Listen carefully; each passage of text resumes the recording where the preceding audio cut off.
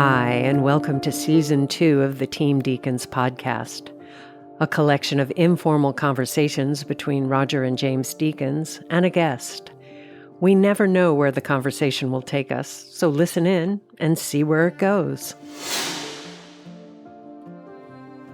This episode is sponsored by Aperture and its new Storm XT52, the industry's most powerful LED point source light. Brighter than a 6K HMI and powered by Aperture's revolutionary Blair light engine, the Storm XT52 is both a tunable white light and also the brightest ever adjustable color LED.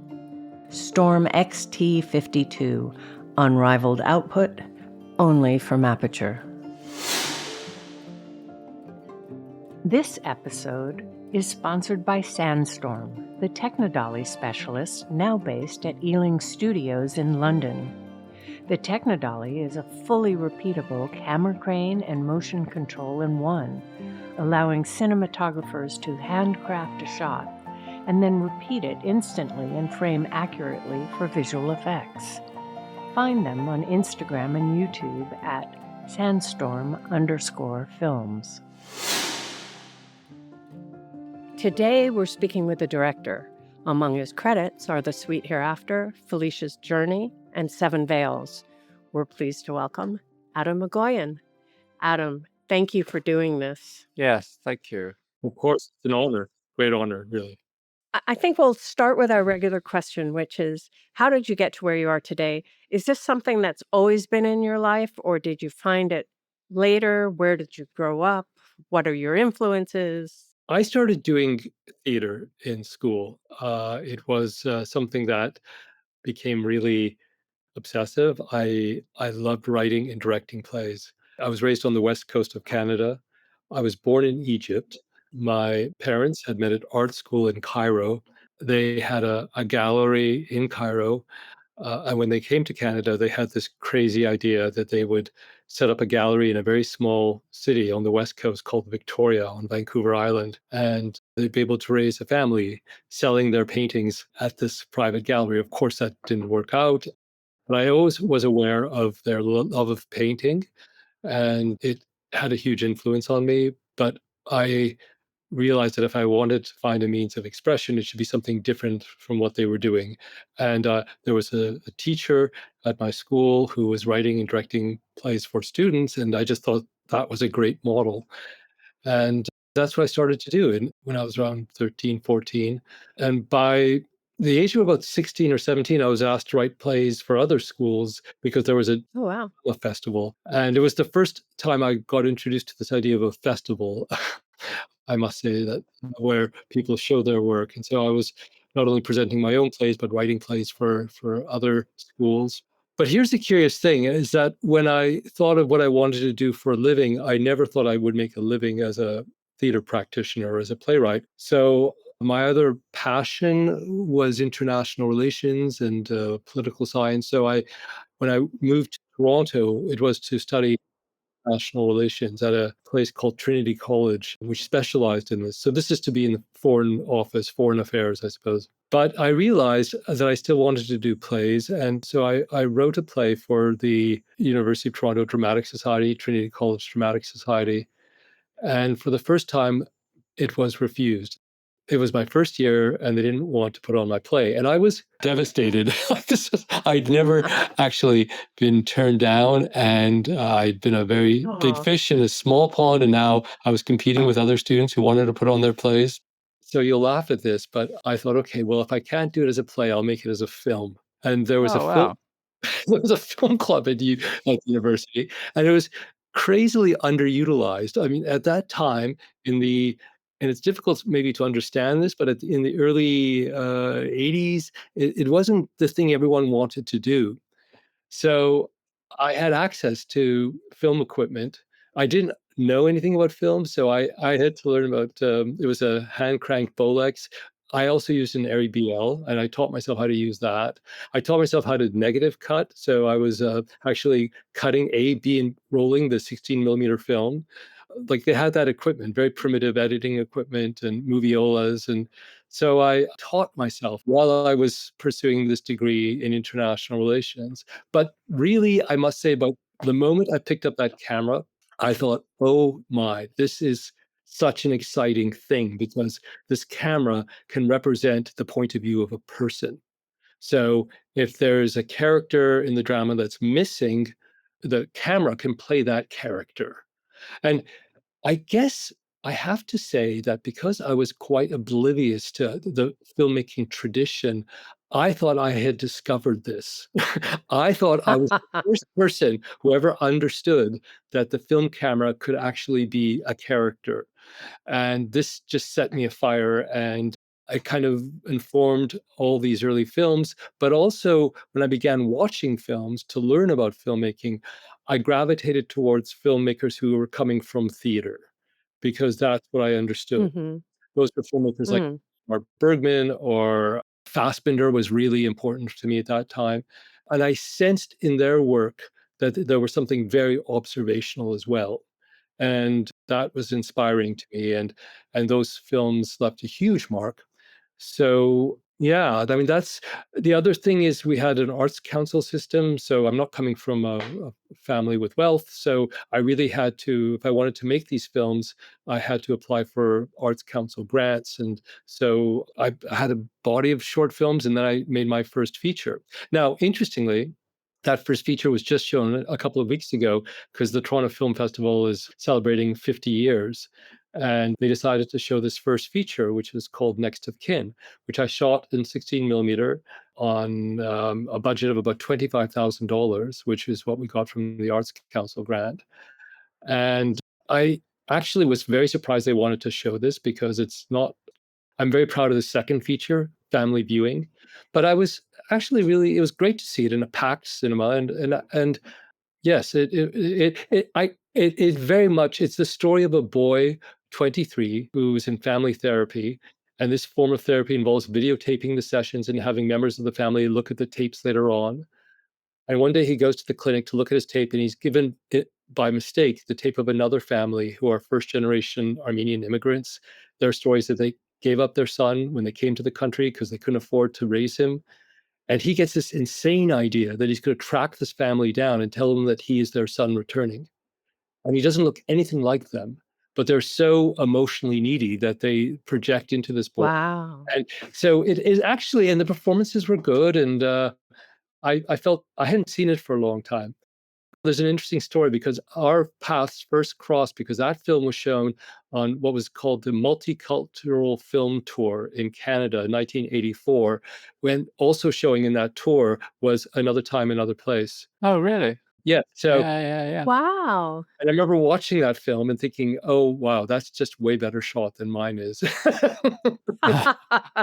Yeah, it's nice of you to say so, but And then I saw 1984, 2 years later, which was magnificently shot. And I've been a huge fan of your work. And of course, I mean, I have so many questions to ask you about theater, because I've always found that your lighting approach is very theatrical, but I don't know if it comes from. oh, really? Yes. No, it doesn't come from theatre. I've not really spent much time in the theatre at all, really. So in what way is it theatrical? I'm curious. Like when I look at the work that, let's say 1984, or I look in the work with the Coen brothers. Well, obviously, another director who comes from theater is Sam Mendes, and I look at your work with. But there's an expressiveness. There's an expressive element which is quite heightened. Or I look at Blade Runner, and I just find that there are these moments that look as though they could be on stage. But of course, the thing I've come to understand is that it's the one part of the process that you can't translate, because a person who's a lighting designer for stage, and that's a key element, because I still do a lot of theater and opera. It's really that as I do film now. But that person, the lighting designer, you cannot translate that to the set, right? Because that's the DOP's work, right? So I can work with a costume designer in both theater and film, or I could work with other. But the lighting is so specific, and the communication with the team who are setting up the lights is just very different. But I just have been really inspired by your work, because I do feel that it has this idea of there's an emotional element that comes through in the expressive aspects of the lighting and the very bold choices you've made. But again, I understand that that's not necessarily inspired by theater, I guess. No, not inspired by theatre. It's funny, my inspirations, far from theatre really, are more like from film noir and, yeah. And you work with the same cinematographer, Paul Sarossy, most of the time, right? Yes. And so how do you communicate with him about what you want it to look like? Well, I mean, look, that was a really wonderful meeting. So Paul's father was also a camera person, and he used to have this cable show where he would interview film people, and I was interviewed for my first film, Next of Kin, and Paul drove me back from the studio with my wife, Arsene Hanjan, who's appeared in many of my films, and who I met on that set. And we struck up a conversation, and he was still a film student at York at the time, which is one of the film schools here. And I had shot my first couple of features with a very close friend of mine, Peter Metler, who's very good at camera operation. All these ideas of being observational were things that Peter just did very naturally. He did it very beautifully, but he didn't light well. I mean, it wasn't his forte. And again, having watched films like your early work, but also seeing the works of Bergman, seeing the Michael Bauhaus's work with Fassbinder, I wanted there to be more finesse and subtlety in the lighting. So I had met Paul at this film lab, which is now obsolete. I just noticed that he was trying different things with stocks, and there was a timer at the time, this elderly person who was about to retire, and he said, the two of you would be good together, because he knew Paul's passion, and it was really just this crazy meeting, and we got along, and we both really were excited at that time by the work of there was the Hungarian DOP Laszlo Koltai, because that had just come out, called Time Stands Still. And Paul talked about the use of smoke, and I just thought this was the person. It was intuitive. Like, he hadn't done much, but I just felt that we could work together. And I would say I understood very early on that he could see light in a particular way, and he could make choices. And this was before we had monitors on set. I just entrusted him with the way it would look, how these films would look. And I was responsible for the framing and the camera movement and the composition even, but really Paul was in charge of everything to do with light. But in some ways, the scripts themselves really lent themselves to a certain visual approach, and in particular, this use of very slow movement and long takes. Paul is a wonderful operator, so we have a very privileged relationship where he operates on all my films. Now, the union has had to make certain provisions for that, and they have, just because we have this legacy, I suppose, where he does operate, and really, including this last film. So I love the way he moves, and he comes from I think the one thing he was doing at that time a lot was working on newsreels and doing a lot of kind of just shooting, like very spontaneous shooting. So he knew how to follow things, and it was just second nature to him. He was able to follow the feeling of what the characters were experiencing, and that to me is so important, that there be this tone that's set, not just through the light, but also through the movement. And that's something that by this point, it becomes quite natural. And I do feel privileged that I've had that relationship. I mean, there was one early film that I had to do for the Canadian Broadcasting Corporation. It was a hockey movie, or the characters were involved with sports, and it was a very good story. I thought a very good script, but Paul wasn't available, and I really felt that I was coaxing the DOP into decisions they wouldn't make otherwise. I also felt that with another short I had to do with CBC, and Paul wasn't available, and we had someone who was used to doing it a certain way, and just I could tell, even though there were aspects of the work that I responded to, it was compositional choices or the sensibility, right? Yeah. When you're not in sync with somebody. And you can feel that. I think the thing that's fascinating about the camera lens is not only does it convey everything that's going on in front of the lens, but somehow mysteriously, I think it also conveys the feelings of the people behind the camera as well, right? So if it's shot industrially and there's a lot of people involved in making those decisions, you kind of feel this anonymity. But when it's harnessed with with people who are very committed and who are feeling excited about what's in front of the camera, that's transmitted as well. Do you feel that, Roger, when you're shooting?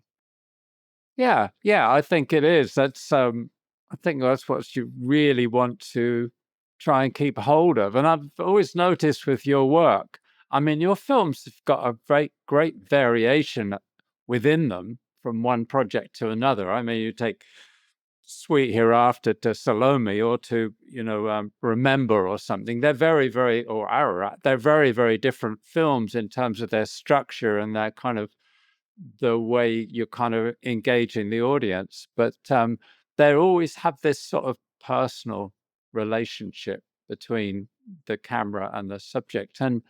And is that Paul's always operating? Are you always shooting single camera? Is it a very small crew? Do you have that kind of intimacy with the set? Yes, it's always been single camera, except for this last film where I'm using the opera Salome, and it's called Seven Veils. Right. And there were circumstances there where we had multiple cameras. We just needed to. We shot that in 19 days. Wow. There was the first day we had 4 cameras, which I've never had before. But then we reduced it to a single camera. And yes, it's usually a single camera. And that was for the opera itself. You're shooting the operas with 4 cameras, which kind of makes sense because it's a sort of proscenium kind of event. Yeah. But also just because of the constraints of having the live orchestra, we had like one session with them, which was a 2-hour session. And so we really needed to design that quite meticulously and have the camera positions clearly defined. And yes, normally it would be a single camera. And if you look at the first feature we did together, a film called Speaking Parts, it's resolutely a single camera, and it's very and the Adjuster, Exotica, the Sweet Hereafter, those are all single cameras. And I think that the use of these long takes, and really there would not be coverage shot, that would be the take. So that commitment and that certainty, I think it's really important to make that commitment and not have coverage sometimes. And I think the weakest work is work where we've overcovered, maybe, and that's really been the result sometimes of not having the control as producers. I tend to produce my own films, but there have been situations I've worked for other producers with Paul and other. Sometimes schedules change. You're promised a 40-day shoot. You end up with a 30-day shoot. And those are such maddening sort of circumstances. And I find that those are when things seem most compromised. But yes, you're right that we don't always, like the style that we were using on those early films up to and including Sweet Hereafter, we began to play with different ideas. So with ARARAT, we're working with a film within the film, and the style of that film within the film, this historic epic, had certain elements that were quite overwrought or kitschy. So we needed to shoot that, right? But I would say the films, including Felicia's Journey, where I didn't produce that technically, but I had a lot of control. I was given a lot of say, and I was able really for the first time to work with a larger budget. And so we were working at Shepperton Studios, and Paul and I were just so thrilled with the history of that studio and working with this wonderful English crew and this designer, Jim Clay. It was just, we took full advantage of being in a studio. And I'm very proud of the work on that film. And also shooting anamorphically on 35 was just such an incredible experience for us. And you also oftentimes use the same actors you repeatedly, and that must also be because I think every time you click with someone and then work with them again, you're starting automatically with a certain shorthand and trust already there, and you can go further in a way, don't you think? Well, that's certainly the case with the earlier films. I mean, where we were rehearsing those films almost as theater pieces, and the actors were coming from theater, and I'd seen them on stage and worked with them on stage, and so there was this real ensemble. And I guess I was inspired by, of course, Ingmar Bergman and this these actors. One of my favorite films of his is a film called Passion, or Passion of Anna, and it's really just these 4 key actors on this island that he loved, Faroe Island. And I think that's the other thing too, is it's not only being excited about the actors, but in the space that you're in or the location you're on, right? And how the camera is able to express that. And I look at a film like, this very small film I shot in Armenia called Calendar, and you just feel this sense of landscape and reacting to landscape. And I think that's such an important part of that alchemy that we're talking about. But of course, it's about the performances. Cinema is probably, first and foremost, it's about the close-up, right? It's about seeing a human face that's on the screen, projected on the screen, and how unearthly that experience is. I think of the first time I saw Dreyer's The Passion of Joan of Arc, and just these close-ups of Rennie Falconetti, and just how supernatural that felt, and in the films of Bergman, and it's the way those faces are lit, and how the camera is moving around them. And so yes, most of the early films were on dolly and very steady shots, but then we switched that for a film like Remember, where it's really handheld mostly through the film, and it's very, very direct. But it's Paul always really operating that, and he's incredibly adept and game to try anything, really. It's not as though we're locked into any particular style. How much planning do you do in prep? I mean, are you shot listing or storyboarding, or are you waiting till the day with the actors? Well, with the budgets we have, we do need to be prepared. We have to have very clear ideas of what we're shooting and what we need. And especially if they're longer takes, we have to plan that. And we have a way of breaking down the day and into quarters. And there's a certain amount we need to have by that first break. And if we make that time, then that might afford us to get some extra stuff, but never to paint ourselves into a corner, right? So that we're scrambling. Like, that's the thing you really don't want to do. And Paul is also very insistent on light, external light, when the sun is going to be at a particular place, and using dusk in a certain way. So if there are shots in a film which need to have a sense of light outside, but it being dark, he will be really clear with the AD of breaking that down, that we need to have the camera at this place at this time, and never to scramble for that, if possible. So yes, I've never had the luxury of being able to just arrive and be completely spontaneous. I've always had to tell, and it's been interesting when I've had larger budgets, I still have this tendency to say, okay, we'll be looking at this direction, and to tell the production, this is all we need to see. And of course, the designer will always say, well, I'll give you everything. And well, no, we don't need that. And I'm just used to, because I'm the producer, I really don't want to spend the money on something I'm not going to show. Right. I do realize that also it does presuppose that when you do that early morning blocking, that the actors are game, right? They're not going to come up with something they want to here, because we actually don't have a set there, right? And and Paul's there, and that's the part where we kind of cringe a little bit, where we see an actor thinking that they might want to be in a part of the room that we haven't actually. So that's always fun. I noticed we watched Sweet Hereafter again the other night. I was so struck by the shots connecting one scene to another, and you're breaking time, but the way you connect one time frame with another, or how the camera moves off something onto something else and then comes down to reveal the next scene. I mean, how was that all pre-thought out, or how much is done in the editing? I was kind of really interested in how much of Sweet Hereafter actually changed in the cut, if it was really blocked in shooting. Well, look, a lot changed in the cut, because it was restructured, because a lot of it was built around this letter that the character played by Sarah Polley had composed to the lawyer played by Ian Holm. And there were long dollies and shots where we were moving on her face, where I was leaving space for this letter to be recited. But then when we did the assembly, it became clear that the letter was superfluous. It didn't work. And yet I had these beautiful shots, right? So I don't know if I would have allowed myself to have lingered on her face for as long as the camera does if I hadn't thought that there was something specific that was going to be told over that face. And have Sarah, who was an extraordinary actress before she became a more extraordinary writer director, but to have her thinking about those words as the camera was moving.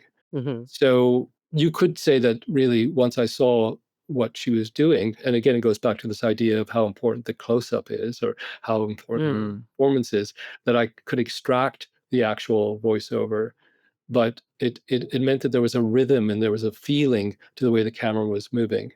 There are a number of transitions which are obviously very designed, where the camera sort of on a helicopter at the time, we didn't have drones, sort of moves up into the sky and then we're magically transported into the interior of an airplane. And those are thought of beforehand, but they're made convincing by the sound design very often as well, and the use of music, and that again is an essential part of my team. Stephen Monroe has done all the sound design, and Michael Dana has composed all the music for all my films, really. So yeah, I would say with those films, and because I produced it myself as well, there's no interference. I don't think a film like that would survive a test process. Which you need to do, obviously, when you're working on a higher budgeted film. I think audiences would always say, "Well, I would prefer it if I knew what was happening all the time," right? And yet, so much of the pleasure and the power of these types of movies is that you have to put it together in your brain, in your mind, and you have to let your thoughts wander a little bit like the film does. I think of Exotica. Exotica was a film where we delivered the film to the US distributor and they wanted to have a marketing screening. And I remember going to that in New York, and then the distributor, who will remain unnamed, they're in prison right now, but they they approached me and they said, it's going to be much better if we see the end of the film at the beginning and we have a voiceover as she walks into the club at the beginning and describing how she got there and connected it. I said, well, that would make it clearer, certainly, but it would eviscerate the power of the film for sure. Yeah. And if it wasn't for one particular review that we got in the Village Voice, which really heralded this movie in a way that any filmmaker would dream of, I don't think it would have had the trajectory it had.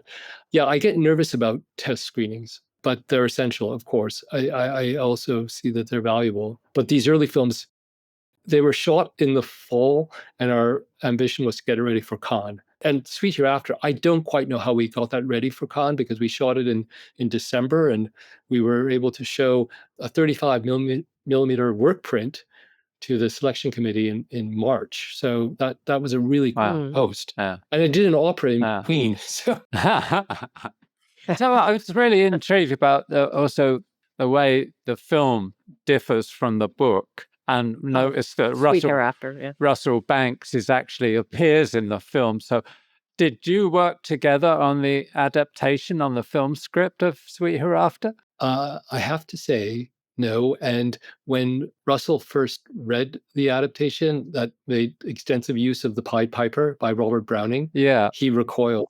Like he did not respond well to that, and he felt it was way too gay and pretentious. But then he loved it in the film. And I will also say that when we're talking about the voiceovers of the letter to the lawyer, that we substituted those with the readings of the Pied Piper. So, Right. that was the other thing that began to emerge as we were working on the film. Interesting. It's really wonderful when you can shoot and edit and not have interference, and where you're continuing to discover things in the editing. And you can do that when you work with a very low budget and where you don't have responsibilities to people who have read a script and have signed off on it, right? And they expect that, where any change or shift has to be approved by the people who finance the film. And I do understand that, but it means that these magical moments of discovery that you might find in the editing room are somehow, there's a conservatism to them because they need many levels of approval. Mm-hmm. Also, I got to ask, it's also about Ian Holm, because that, I think, was his first leading role in a movie, and he was 65. I'd always had Ian in mind. I think, well, speaking of theater to film, one of my favorite films is Peter Hall's rendition of The Homecoming. And that was an extraordinary piece of work. And seeing Ian in that, and I went to the financiers and I said, look, either we don't make this film or we make it with the greatest actor in the English language that you've never heard of. So Wow. the budget kind of fell a little bit, but we were able to make the film with Ian, and he's absolutely, it was a dream come true. He's And he was so, amazing. he just was able to work with the Canadian cast, and you know, I'm eternally thankful. Have you ever experienced like a major cast change at the last moment, or? Well, I know in 1984, the main the character that Richard Burton ended up playing was going to be played by somebody else. But Yeah. actually, I think Michael Radford and I were really glad that it was Richard Burton in the end. And the Yeah. man who wasn't there was originally someone The else. man who wasn't there, Joel and Ethan, wrote it with somebody else in mind. So it's kind of interesting how these things happen. You read about Casablanca and who was meant to be in that originally, but 'Cause I can't imagine anybody else but Ian Holm being in the Sweet Absolutely, Hereafter, having watched it so many times. And he was so thankful that he got to do this lead role, and he was so proud of it. And I do think that, you know, you look at, there's that scene in the airplane where he's telling the story of the spider, and we had Mm. Oh yeah, a rack focus, right? You know, the bellows that is very Yeah. precise in terms of what the dividing line is. So we were very close on his face, and I said, you know, Ian, you really can't turn your head at all. It was so limiting in a way, but because he's coming from theater and because he's so disciplined, he was able to give this magnificent performance using the most unusual lens possible, right? So that I could keep focus the young woman who's listening to the story, and she's also great, Stephanie. So you know, you're also watching him as she's watching him as well. So that type of craft, you know, that type of precision, I was just so thankful to have Ian. Speaking of lenses, I would say that, I don't know if you remember that film, The Homecoming, but it was shot by David Watkins. And one of the unusual things is that is basically shot on a set, but he was using his usual arc lights and bounces and this incredible. And I talked to Ian about it because it has this very unusual effect, that film, because he's using long lenses, but the depth of field is really extraordinary. So he stopped down on very, very long lenses. And the only way you could do that, of course, in interiors, is to have a lot of light. A lot of light. Yeah. He was very famous for using a lot of light, a huge amount of soft light, but a lot of it. And he even, one of his later films, the set burst into flames because there was so much light. Right. But here's the thing about that. It makes it very, very uncomfortable for the actors, right? It's very, very hot. Yeah. And Ian was talking about that, how they had to be dabbed between every take, right? Yeah. You don't see that when you watch the film, but you are aware of this very unusual feeling of Yes. having a long lens, but it feels like a wide lens in terms of the focus, right?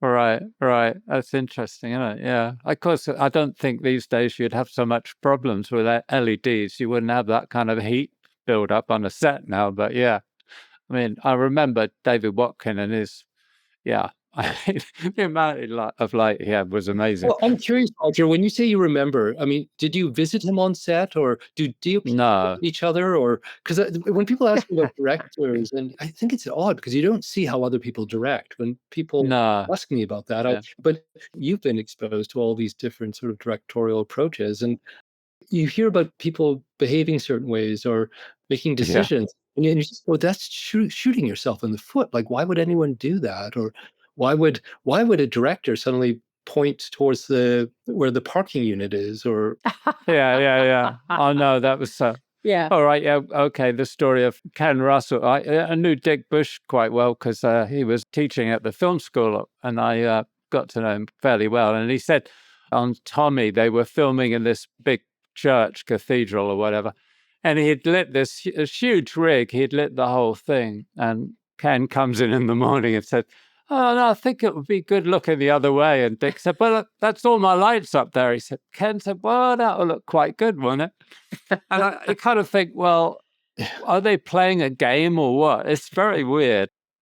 It is very weird, right? And you realize that this assertion of ego, or this idea that the set is sort of a place where you somehow prove that you are making the decisions, like it feels so counterproductive. Yeah. And I think it's so strange. I don't get it, but I hear stories, right? And I just Yeah. No, I've never really experienced another set, and I've only done the odd film that's had multiple cameras, and I don't ever want to do that again. And I always operate like Paul. So it's a certain kind of film that I've experience of, but I hear these stories. Well, it also seems very odd to visit a set if you work on a set, because when you're working on a set, you don't really have time to visit. So, and why do you want to be the person that's outside of the community Yeah. that you're usually in to Yeah. come visit a set? It just seems odd. It does seem odd. But Jamie, you've been on other sets as well. I mean, did you Yeah, find Roger that? and I work together. Yeah. Right. But I was looking. I mean, you had been working in the like before. Yes, I was a script supervisor for a long time. So you've Yeah. seen lots of different sort of behaviors on set, I would imagine. Right? Yes. Yes, I have. Yeah. It doesn't make a lot of sense sometimes. No, but it does make you realize how lucky you are to have the Yeah. relationships with directors that you've had, like we have with the Coen brothers and stuff, and I had that real sort of, the kind of filmmaking you do with Paul, that kind of personal kind of filmmaking, Yeah, and also just this idea of being able to make sure people don't waste time, right? That you have, it's wonderful when you know what the rules are, what the schedule is, you understand what the limitations are, and you've within these constraints, you're able to play, right? Because you have designed, sometimes storyboarded, sometimes just through discussions, pre-imagining what you are going to need, because it's all about that, right? Being able to communicate the things that you want to have on that set so that the actors will be able to do what they need to do. Yeah, I just, people ask me about how other directors work, and I really have no idea.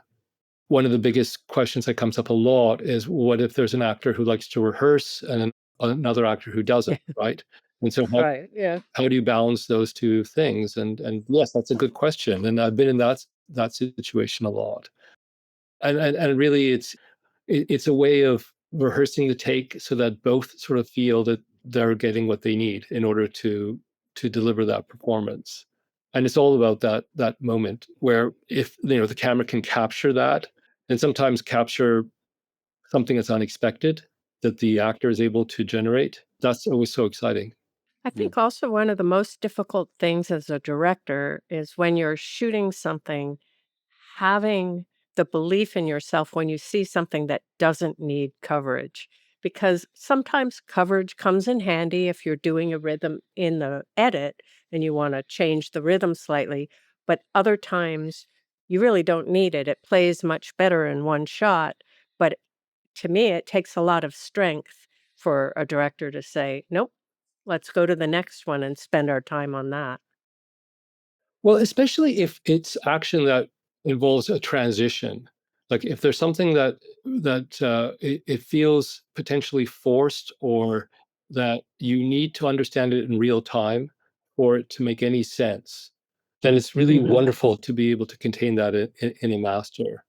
And again, to have it perhaps where the camera finds itself through movement or through the blocking, that you're on the face of someone who's in that place where they're making a decision. Cutting to someone making a decision is always less powerful, I find, than moving that person into a camera so that we see the decision being made, or having the camera move into that, because you're also, by doing that, anticipating that there is movement happening, as opposed to it just being mechanical, right? But I also think that's part of the when you're producing, you don't have the pressure of. I had this terrible experience early on. I remember I was asked to do the pilot of a series. I was very young, and I won't get into how that happened. And it was a major series. It's one of the reasons why I've not really done much television, was where we had this opening master, and it was like so beautiful, and we spent so much time, and the camera was moving very beautifully around the various characters that would join up later on, and I was really proud of it. And I remember getting the notes back from the executive saying, "Well, that's a beautiful shot, but where is the coverage?" And I went, "Well, there is no coverage. I mean, you can't have coverage when you have that sort of shot." And they were just aghast. They said, "No, we need coverage." So we had to go back, and it was like, "No way! Like, really? We have to? And how are you going to cover this? Because it just feels like so." There's something so graceful and elegant, and to imagine cutting into it would just be like, it would be horrible.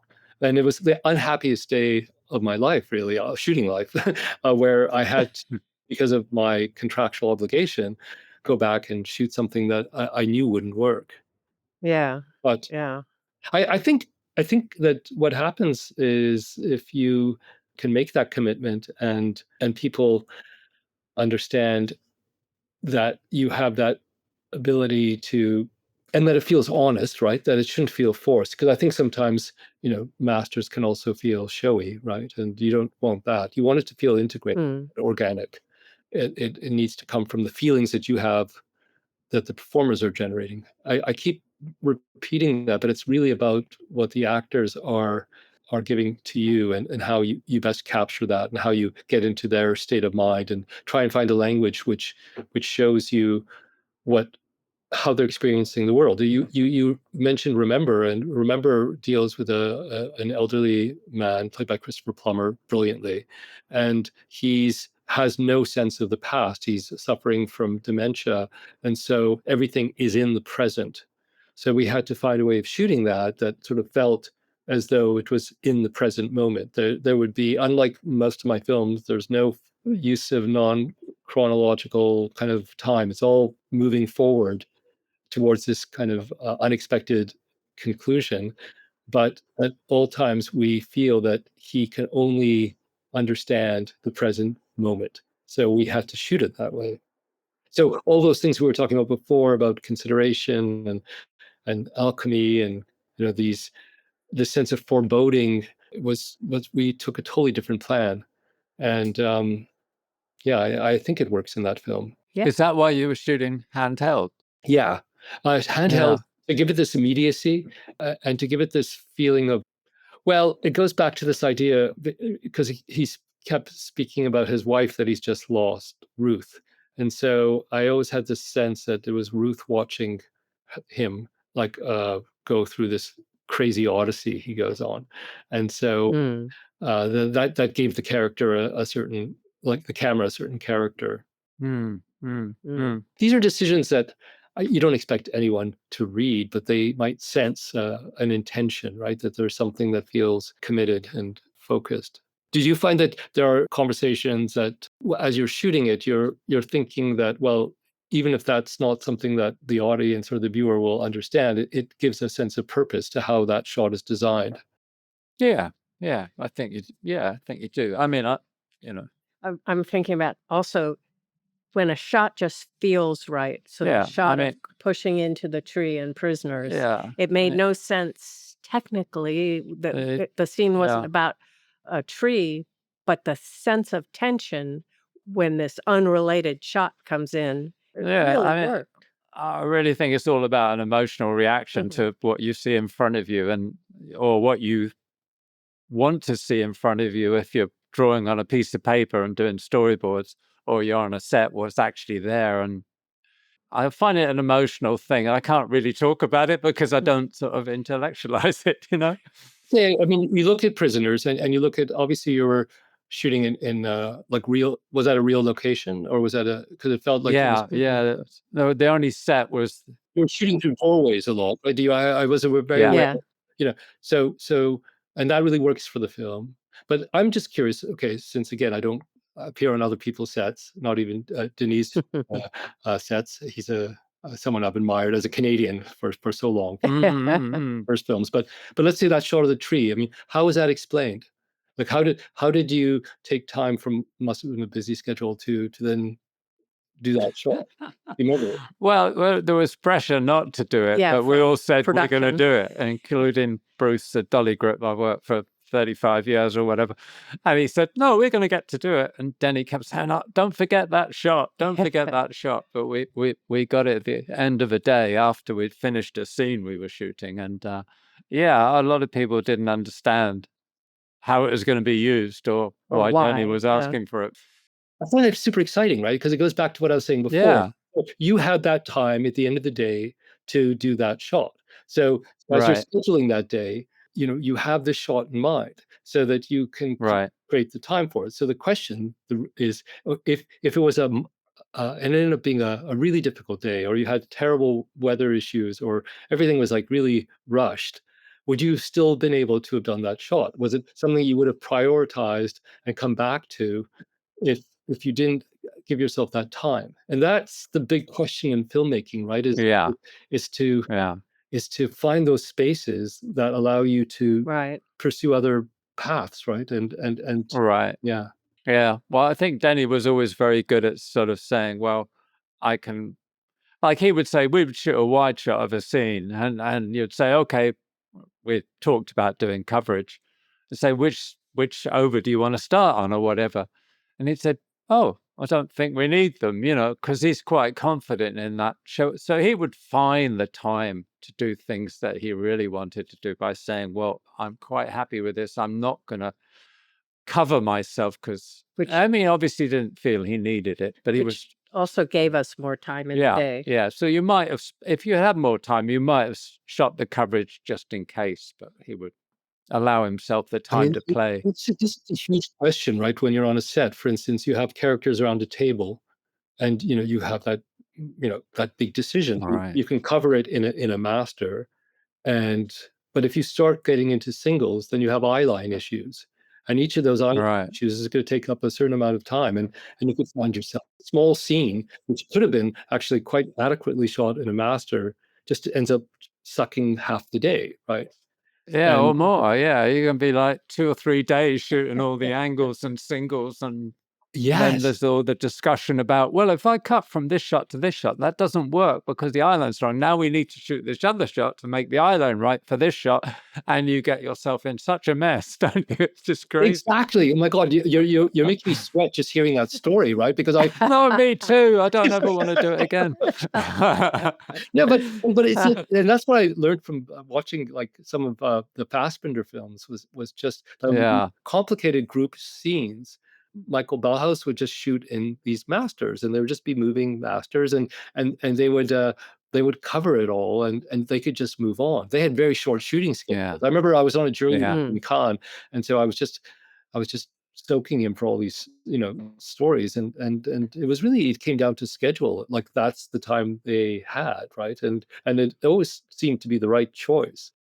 Coverage is just, I mean, there are moments where, of course, it can be very powerful to be on an actor and not see how the other person is responding, right? And to be very judicious about so there you would definitely need coverage. But this idea of just covering every character in a group scene, especially if there's movement, it becomes nightmarish, really. I think that's a lot of why dare I say it, a lot of modern films look very much the same because they shoot the same amount of coverage and they feel they have to have everybody that's talking on camera, and nobody thinks about, well, how can I do this in 1 or 2 shots, and what are the essential shots? Angle? Who do I need to see in the relationship I need to build up? I don't know. They just shoot it and then try and cut it and later, have all the options. But in a way, doesn't this go back to what we were speaking about at the very beginning in terms of theater and proscenium, right? Because what the camera is doing is really setting up that proscenium, right? And the audience in that theater is making those choices of who they're going to pay attention to and how much time they're going to spend looking at someone, and it makes it very active. So in cinema, if you're able to deploy some of that, like not make it stagey, but this idea of seeing that these are real moments, and that it's not manipulated by cutting. Right. I want to just point out that very simple shot in Sweet Hereafter where you're in the plane and the camera just moves from a 2-shot to a shot with Ian in the foreground. Yeah. And it's just sort of a devastating move, the way it changes the kind of balance of the frame. It's just so simple, but it's so effective.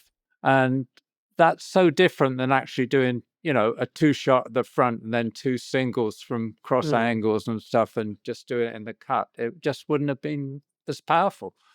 So here's my question, though. Do you think that if you had all the time in the world and that if you do that shot, the moving shot, and then you also cover it, does that also affect the performers as well? Like, isn't it important for them to think that this is the moment, right? And that they're, again, this goes back to this idea of theatricality, because theater is very much about this moment that they're on stage, they're performing. And they have control over that performance, right? They don't feel it's going to be cut or manipulated. And it gives them it just must look. I look at Ian in those shots and those scenes. I think he understood that this was how this performance was going to be presented. There was going to be no manipulation of that, and that must for the sensibility. I would think. Right. Yeah. Well, Yeah, I remember I'm sure. on a very early film of mine, the second feature, Family Viewing, I had this idea that one of the character in this very dysfunctional family felt like he was in the middle of a soap opera. So we had this audacious sort of, it was shot on film, but the scenes with his family were shot on tape, and it was live switched like a soap opera. And that was then made into a kinescope at the time, so that it would be cut into the film. And I was really excited about this, right? Because it seemed to me to represent how this character was feeling about his home life. And maybe it goes back to that idea of the video therapy sessions I was saying in the first film. But the investors and one of the major funding bodies at the time said, we'll participate in this project, but we want you to shoot that way, but also shoot it traditionally, so you can make that decision later.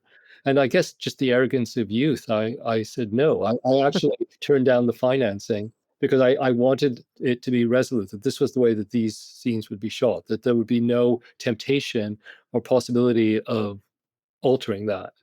And the biggest decision after a filmmaker decides what story they want to tell is what budget level you're going to tell it at, because that really determines the amount of control you have.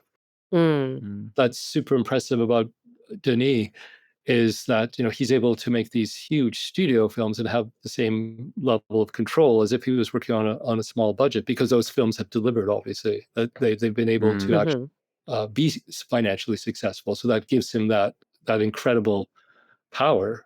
He's able to harness that with his vision. But if you were to look at his first features, like, he was always making audacious, bold visual choices, and he really understood how a camera works and how camera movement works and how it works in a sculptural sense. You were just talking there about ideas and where the ideas come from. A lot of your films have related to your history, your ancestry, I suppose, of Armenia and the Armenian Genocide. Can you talk about that, how important that is to you, and where a lot of your films you've written yourself. I think it's only The Sweet Hereafter and Felicia's Journey that were based on novels. Adaptations. Can you talk about that, where the ideas come from? Well, look, it's this idea of another life you might have had, right? I mean, my grandmother was orphaned by the Armenian Genocide, so we don't know where she was from. And I never met either of my grandfathers, but they were also affected by this historic calamity. And I think this idea of how precarious our relationship to the past might be, especially if an action is denied. Like, let's say in the case of the Armenian Genocide, the perpetrators have never actually admitted that happened or happened that way. So you're dealing with conflicting senses of what is real. And I think that's really marked me for sure in the writing. There's always this sense of like how reality is precarious and how it's often constructed by stories we tell each other and way things are presented, so that in the case of Sweet Hereafter, which is dealing with an incestuous relationship, but I think what was very unusual at the time is that it's being told from the point of view of a victim before she understands the devastation that it's wrought on her, so that it's never really clear to the viewer that what's happening to her is horrifying, because she hasn't understood it as being as devastating yet. She's entering into that phase, and it's very different from the book that way. So if you read the book, that character's angry at her father from the very beginning, wants revenge, to extract something from the father. But based on experiences that I had observed, and I just felt that there was another way to approach it. And so we took this other idea that we would somehow present it as she was experiencing this trauma. And I think that happens again in Seven Veils, the last film. We're trying to understand the nature of how trauma is engineered, but it comes back from observing very traumatized people in my own family, and seeing that those things are very persistent. They are intergenerational. They are passed, because in the case of the Armenian Genocide, one of the things you're raised with is that you have to let people know, like even as we're talking about it now, right? If you don't talk about that history, it will be forgotten. And I think that informs the anxiety of the character in ARARAT, the young man who's stopped by Christopher Plummer. He went there. He saw. It's strange that we're talking about filmmaking. He was involved as an intern on a film shoot of this historic drama, but he's suddenly wrought with this feeling that the film that he's working on may not be good. Right. Right. If it's not good, does that mean that the history is not going to be understood? And that's a crazy thought, that some histories are really vulnerable to how well the filmmaker is able to tell that story. So he goes on this insane quest where he purportedly goes to Turkey to get plate shots so that the historical scenes will somehow be more accurate. But of course, that's just folly. Like, there's something else going on. And Plummer, stopping him at Canada Customs, understands that there's something else in these film cans, perhaps. I'm giving away part of the film. But all of this is part of my own upbringing, and it comes up in a number of the films. It comes up in this play I just did in Berlin called Donation, quite explicitly. I think that the world is full of stories that we don't know about. I mean, especially now, like there's just so many horrors going on. And very often it is the role of film to somehow be able to communicate that. That makes it incredibly delicate and precarious, because the question then is, well, are people going to see that film, or is it going to be successful? Then we get into a whole other. There's so many issues around that industrially, but it has informed me. Sorry, I've just gone on at length. I'm glad you're. No, I find that really interesting, because I'm just really interested in the way you construct that story with this kid being in this conversation with Kristen Plummer in the customs shed or whatever, and then the film within the film, that you didn't make a historic documentary-ish film about the Armenian Genocide. You specifically reconstructed it in a movie that is obviously a movie, and you see the lights and the actors and the whole bit, which is kind of really interesting. It's yeah, I mean, it was a bit audacious at the time, because look, the reality was there hadn't been another film about the Armenian Genocide in the time since it was made, almost 25 years ago. There have been 3 films made, one by the Taviani brothers that my wife was in, Arsene Hancan, one by Fatih Akin, the German Turkish filmmaker, called The Cut, that my wife was also in, and then another one with Christian Bale and Oscar Isaacs called The Promise, which is actually a high-budgeted kind of Hollywood film. So in a way, what ARARAT is dealing with makes more sense now, but at the time it was quite provocative, especially for the Armenian community, because they wanted a more traditional presentation of the history. But I think it does. A lot of people haven't seen either of those more conventional films, like for whatever reason. So it raises the question that ARARAT poses, which is, well, is it still history if it's not seen?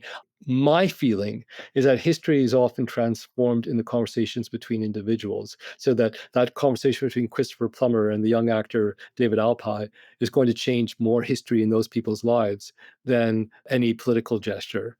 And the other interesting thing about the film is that the only reason Christopher Plummer spends so much time with this young man is because it is his last customs inspection. Mhm. And I don't think that the young man ever thinks about that. Like, why is this person spending so much time with me?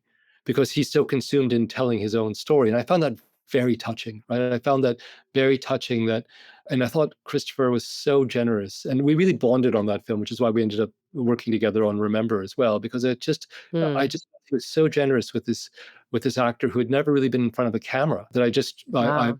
picked from an extras casting session, and I just felt that he would be right. It was a really wonderful experience working with the two of them in that location.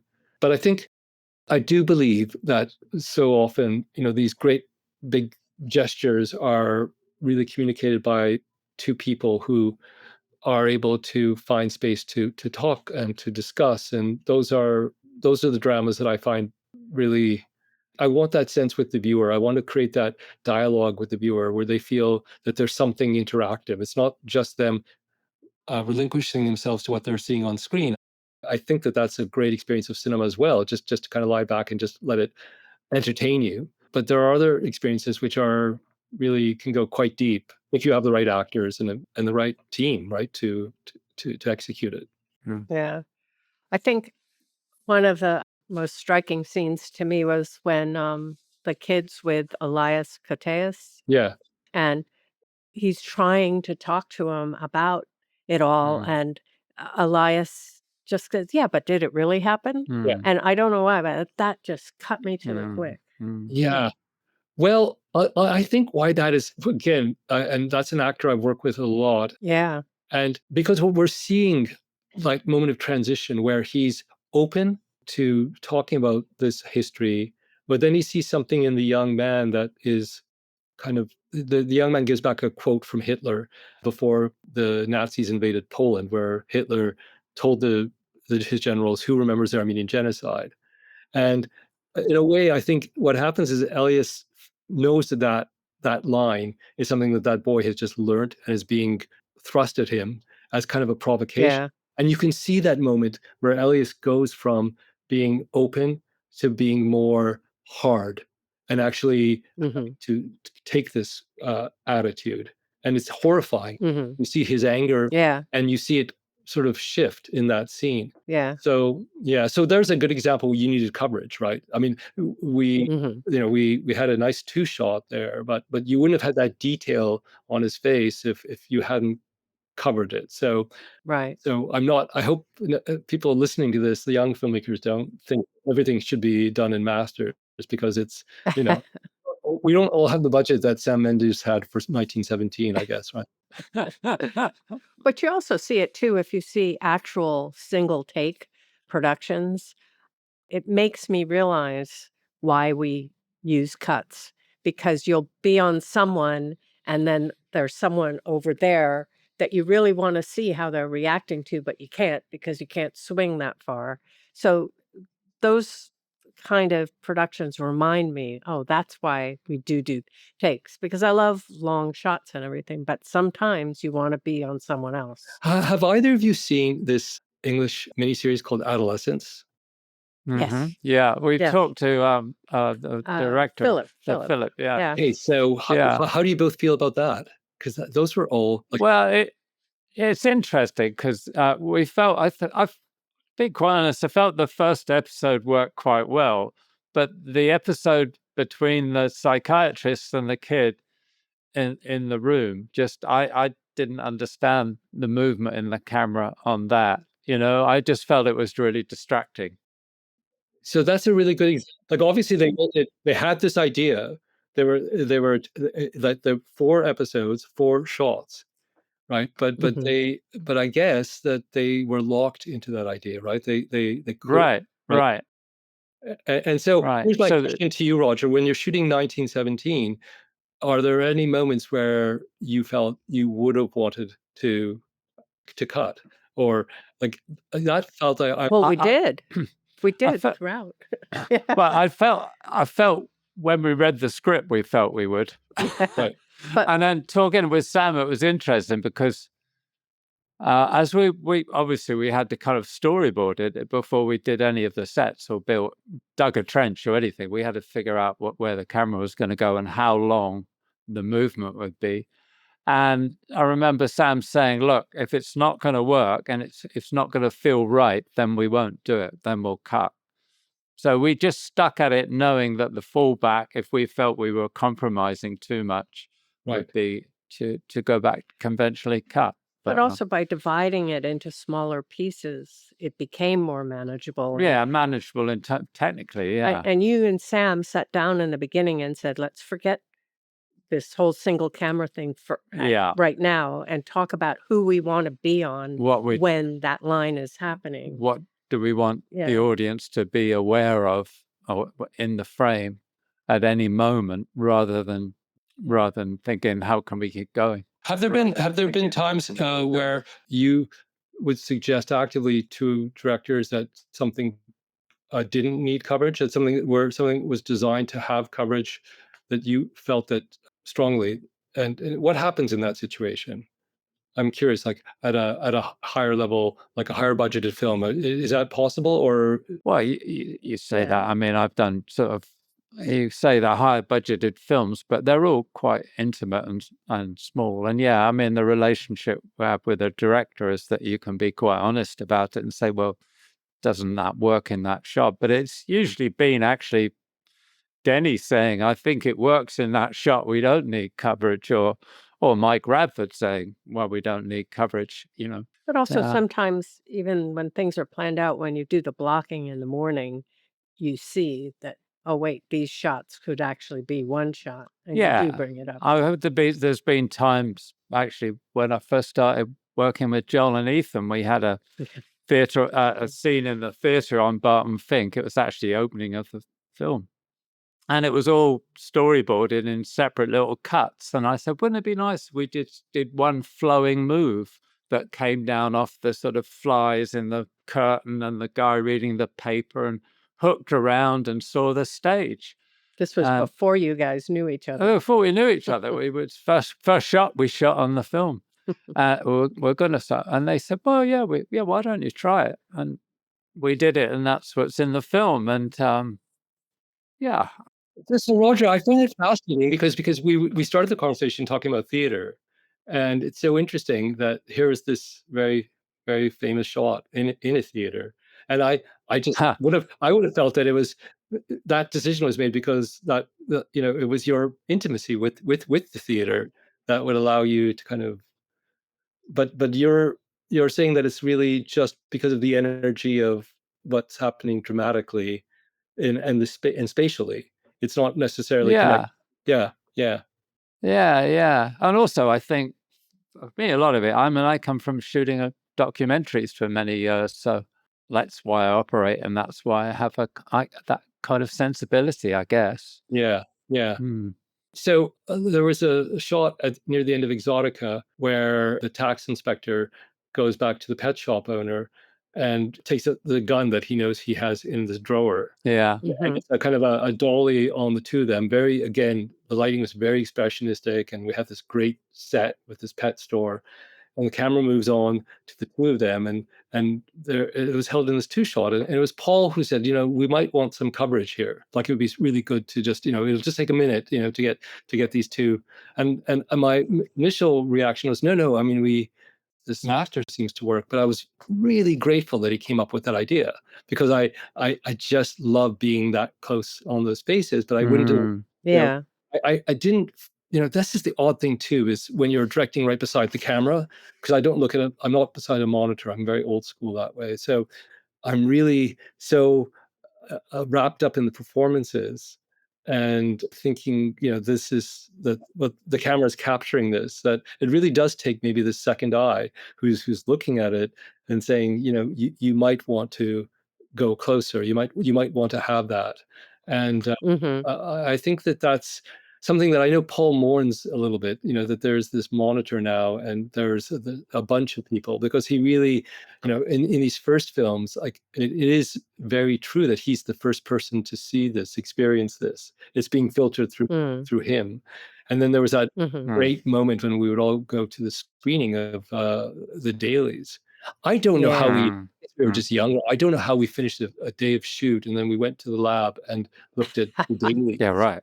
And then, I mean, it now seems unimaginable, but we did. Yeah. That was part of the experience. It was quite thrilling. Yeah.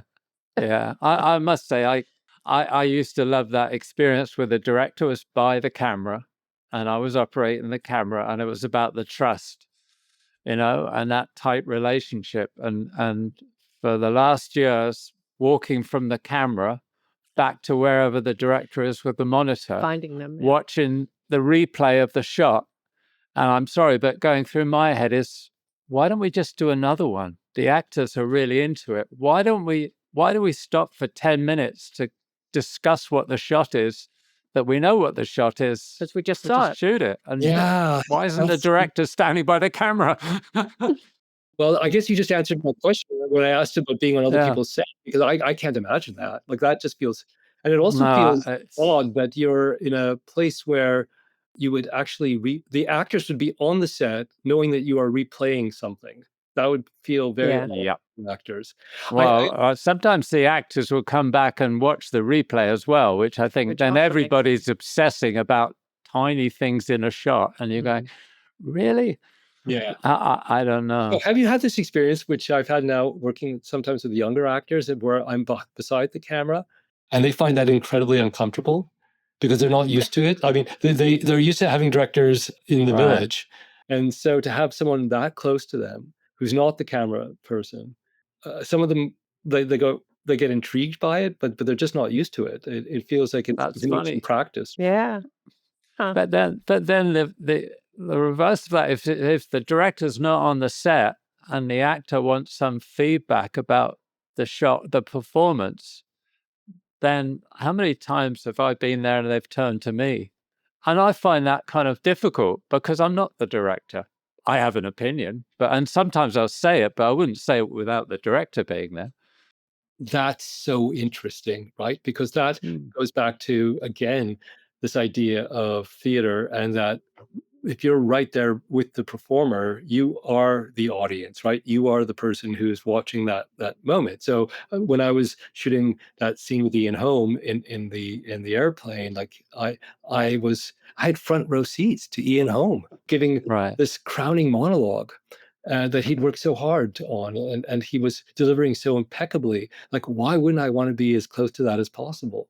It just feels so counterintuitive. I had to pinch myself that this was actually happening at this point. I had this great actor who was speaking this text that I don't know. It was such a high. I just don't know. I understand this idea of everyone wanting to see, the makeup people and the hair people, and I understand how they all want to see their work. But, it just feels like there was this, obviously, an incredible body of films that were made with people just letting go at a certain point. And Well, the one thing that it is good for is that people never learned what the frame was. So at least they can see what the frame is and stop obsessing over something that's not even in the frame. Yeah. That's the only thing that helps. Yeah. Do you find technically, like when I would look at Felicia's journey, and I think of the hairpiece that Bob had, and the netting on it, which was like so obvious to the naked eye, but which film, because we shot on film quite magically erased the net. And do you find that that's one of the issues, that, because I know you're a huge advocate of digital shooting, Roger, and I remember Paul and I were a little shocked when you were so adamant about it. And of course, now the technology has caught up. But do you miss any of that? Do you miss any of the blur that film can give, or is it something that you feel can be as easily done with filtering? And I'm not really that aware of what you're talking about, actually. But It depends on how you light it. You can light digital to make it very sharp. But what I miss is what we were talking about. I miss that kind of collaboration, that sense of trust between crew members, and I don't like the obsession with looking at our monitor on the set. I just find it. But at the same time, it's also very good to be able to show the director, I'm thinking of doing it this dark. Are you okay with that? Because different directors have different definitions of dark. I think that's great. Yeah. The idea of this is what the shot looks like. This is the lighting I'm intending. Is this what you want? Okay? Because it's the directors, Right. obviously, should be able to say that rather than watching dailies and then say, oh, it's a silhouette. I didn't realize it would be so dark. Yeah, I mean, so since I'm speaking to the great Roger Deakins, I'll ask a nerdy question. So let's say if, for instance, you're toying with the idea of using a pro mist filter now, is that something like I've like shot films on film where I had to make the commitment to use that on the day, right? So it's in the shot, it's baked into the shot, but now I can add that as an effect digitally, and for the most part, it's the same feel.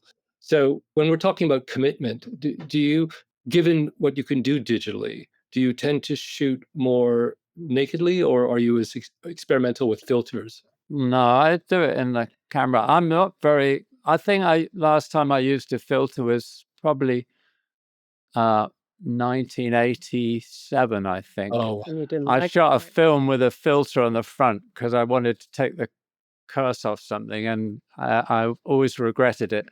But I really don't use filters very much. Never have, and I just like trying to do as much as I can just with the light, So I do very little in the DI digitally. I mean, I'm a great advocate of digital because, in a way, I kind of like just sort of saying it's not really about the camera. I mean, we're talking to Anthony Dogmantle next week. He just shot a film on an iPhone. I don't think it matters. It's what's in the frame. It's the frame. It's the light. That's what's important. It's the relationship between the filmmaker and what's in the frame. I find there's too much obsession about technology, whether it's film or digital or IMAX or, I just find these conversations all a little bit. They kind of show up modern filmmaking because the modern filmmaking doesn't have a lot to say. Yeah. So it's talking about technique instead about, Content. story content. When you shot like Oh Brother, Where Art Thou, right? You were aware that you would be able to do these manipulations digitally later on. Yes. Yeah. That was a big exception. Yeah. I mean, that's definitely the exception. It was the first time we used the process. It was also because that's the only way we could do it. Yeah, the only way you could get what you were specifically looking we just for. couldn't do it photochemically. Otherwise, I wouldn't have gone down that route if we'd have been able to do it photochemically because it was a real nightmare. But But you were also like one of the first people to use silver bypass, right? So you were also you were chemically very like yes. So I'm just curious. Yes, but that was like a very that was a decision. Yeah, that was the decision before shooting a foot of film. That was the look. I mean, the same with Oh Brother. I mean, we knew that we were going to do that later. It was all preconceived. It wasn't something we just, threw in and tried as we went along. Yeah.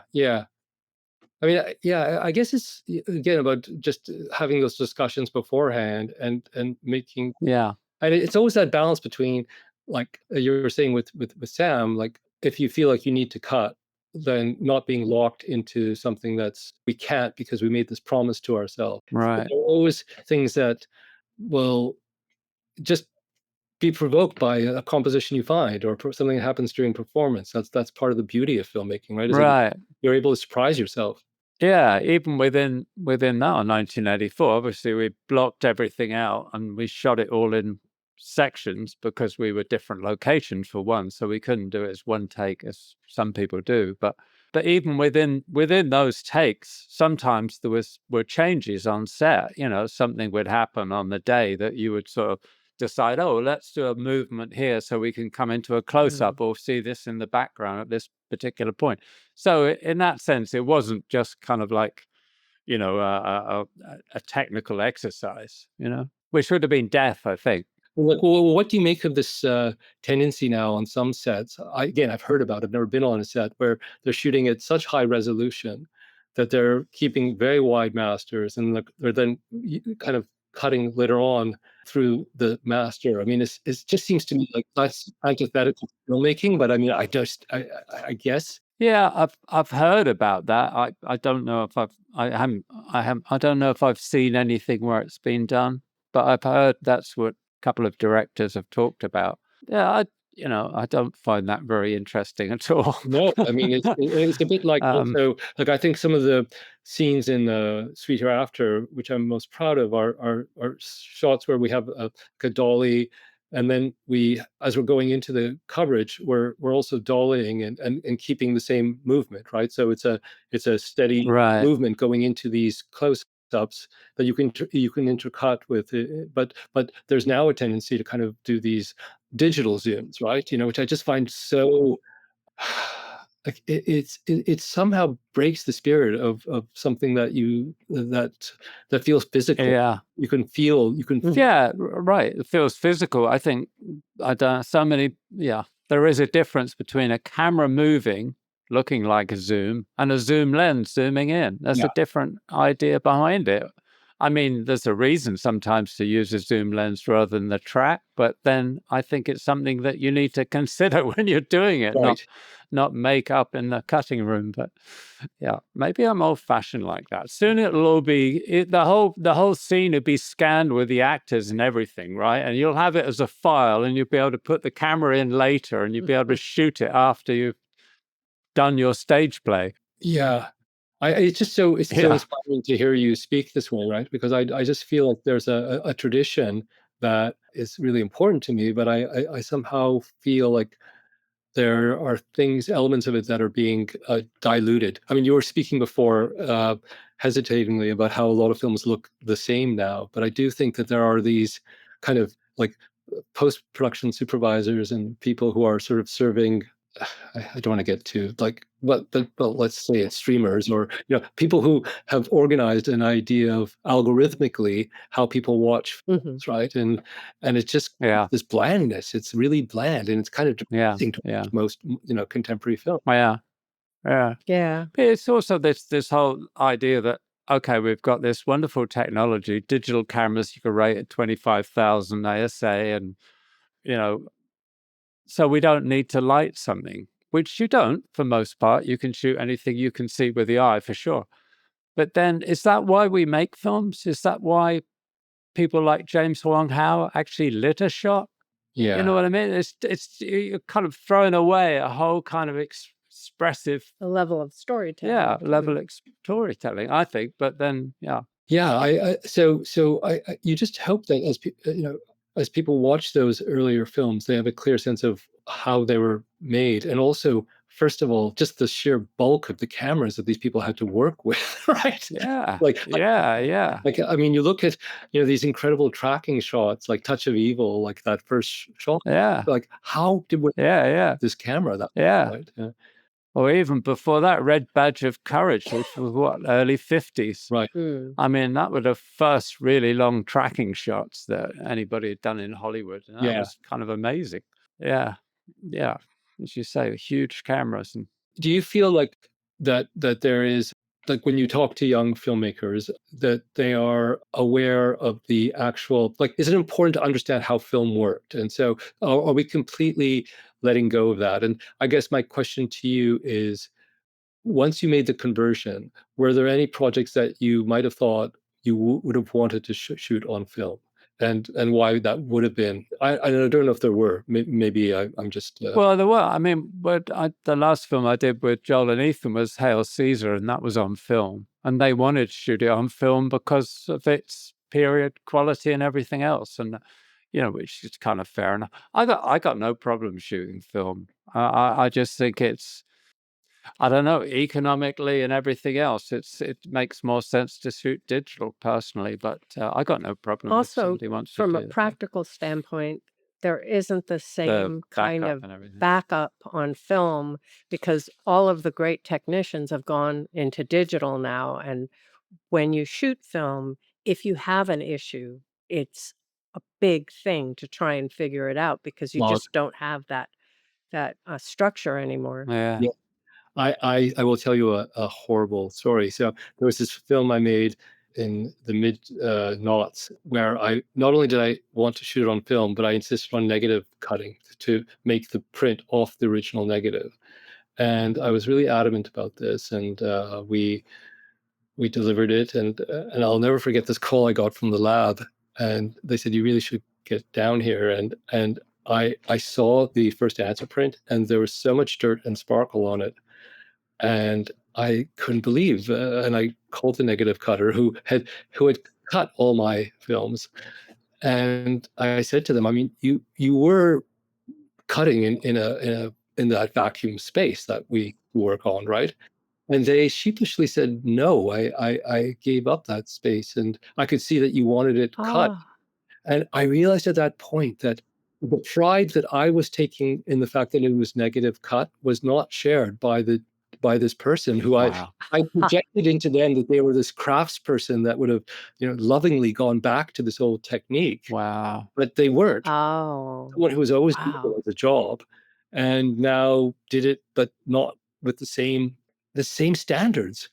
And Yeah. Yeah. the Yeah. irony of it was, after insisting that this be negative cut, we had to digitally rescan it all so that we can clean up the mess.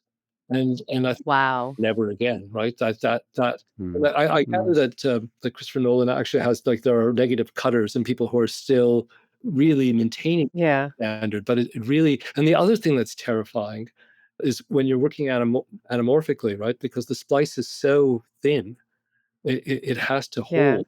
So I just don't know Yeah. who would do that now, unless you had people who are just dedicated to it. But that's the issue when you talk about support, right? It's you, hmm you're a little bit on your own. Yeah. Mm. Definitely. Mm.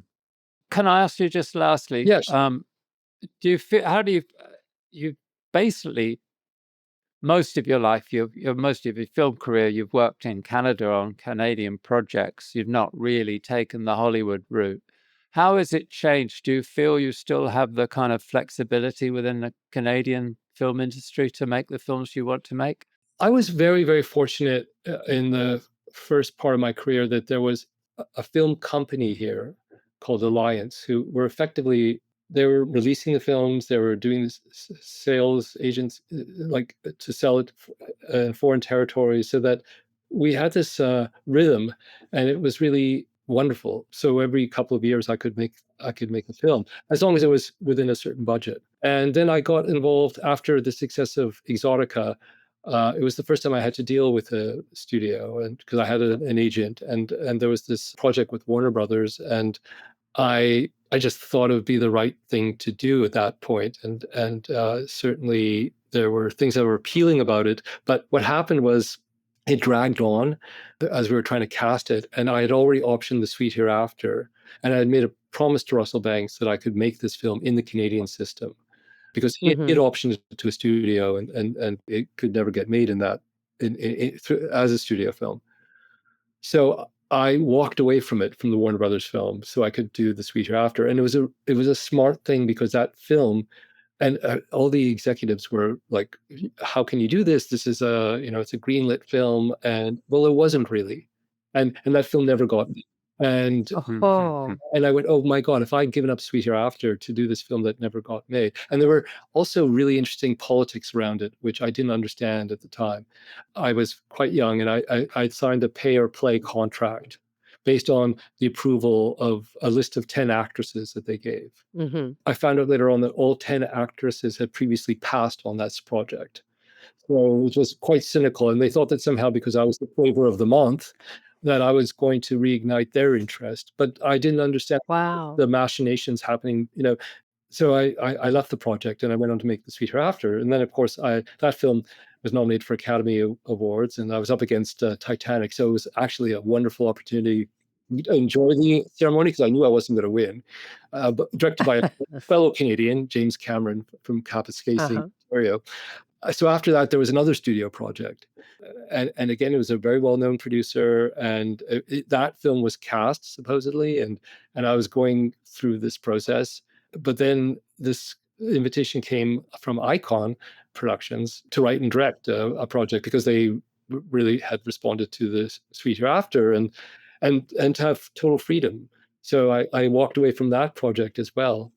So I just maybe haven't been that lucky. And the only regret I have, maybe, is after Felicia's Journey, which also, got a certain amount of attention, which was made outside of Canada. We shot that in England, Birmingham. Actually, I think we might have been the first feature film to shoot in Birmingham, which was known for television. And I was just so Yeah, right.